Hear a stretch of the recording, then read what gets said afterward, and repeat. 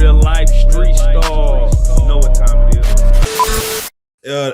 I guess it's called Gen Z for a reason. I got a question though. Why did you tell Charleston White that I took a bullet for Orlando Brown? Why would you say that, man? So let's play it like this because you took a bullet for. Have you ever took a bullet for somebody? Yes. Have you been? I sent you the footage. Yeah, I seen the footage. Have you been in the vicinity of Orlando Brown? Yes. Did you help him out of a situation or anything of that nature? And ever in life? He was renting a room from somebody. He said Michael Jackson was gonna pay his rent.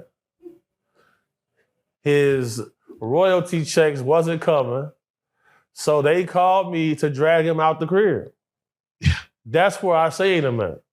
And when we got outside the spot, he started freestyling to me for like an hour.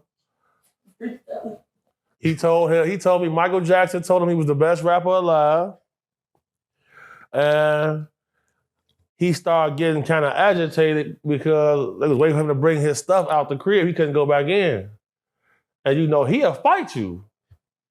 So once I seen he was trying to have a little tussle, you know, phone them and roughed him up a little bit. But you know, don't nobody want to hurt Orlando, bro. You don't want to hurt a fool, but he'll get wild with you though. As soon as he see me in the gas, demon! I'm like, dude, bro, I hate to see him coming, bro. So with that being said, and again, I gotta say it because I got that story misconstrued. When you showed me that, we talked about that Orlando Brown within the same conversation.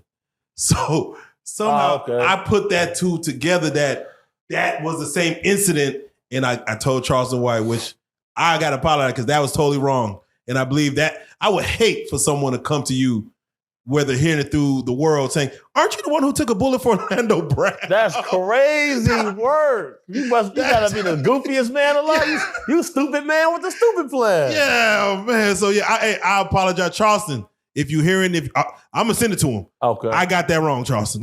Don't go spreading that word when you hear about Big Homie because he didn't want to meet you. He said he heard about you and he wanted to meet you. So man, don't he stay out here? Yeah, he's Dallas-Fort Worth. So man, set that up for me, man, because we got to get Maverick up here in a second. But yes, no, I want to ask one more question. When we had agreed to do the stream with the Wack 100 police force and the rest of the federal investigators on his team, and then he brought the other informant who is convicted of beating up several females in Chicago, the guy Lenny West, who they call Coffee.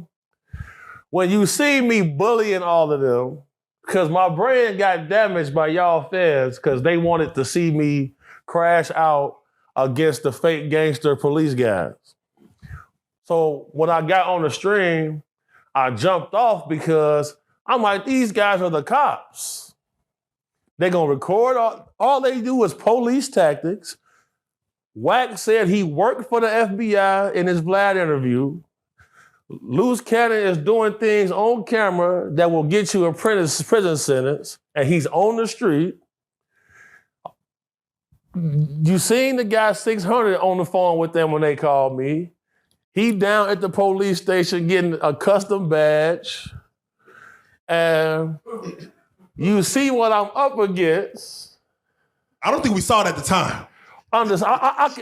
This shit is. I can agree with that. But the thing is, though, you don't communicate as good as Rook.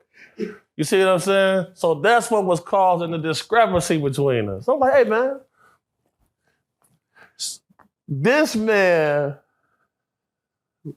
bro, when I ran into them at the Las Vegas Convention Center. You introduced us to Loose right before that. Yes, because he the one got me my No Jumper interview. They've been trying to line me ever since then. Yeah, he like Street Stars over here. When I seen them at the Las Vegas Convention Center, the feds was there surveilling the whole thing, watching in the building.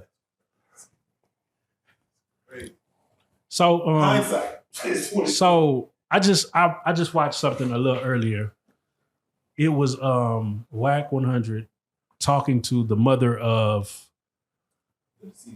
the deceased rapper. Yeah. And she was basically telling him how Big U was going to get arrested at the beginning of March, towards the end of March or in the beginning of April. How much police activity is Wack really involved in? Like, as we see, he was the only one that hasn't been picked up by the feds. The man is getting unsealed paper. He's getting people's cases that's sealed, unsealed, which I thought was impossible. He's getting it and then dropping the paperwork. How is that possible? How is that possible? How is it that you the one called Jay Reed and them up to no jumper, set it up for loosing them to attack them, and you're not indicted?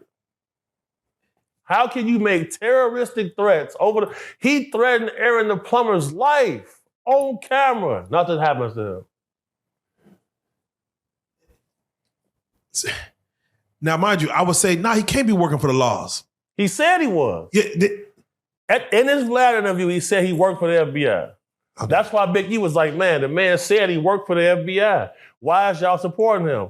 So that whole 100 show is a team of informants and wire wearers. When I see them, man, all of them niggas was up in there.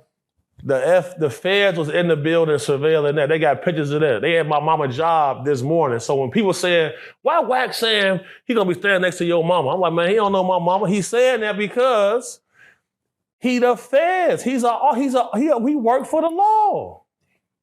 The FBI was at my mama's job this morning at the school trying to ask me some questions. Said, I'm not under no law. They want to ask me some questions about that situation because they trying to figure out if Luce Cannon had a firearm that day. He had a felony, shouldn't have no firearm that day. I got CCW. I don't have no felonies. I'm good.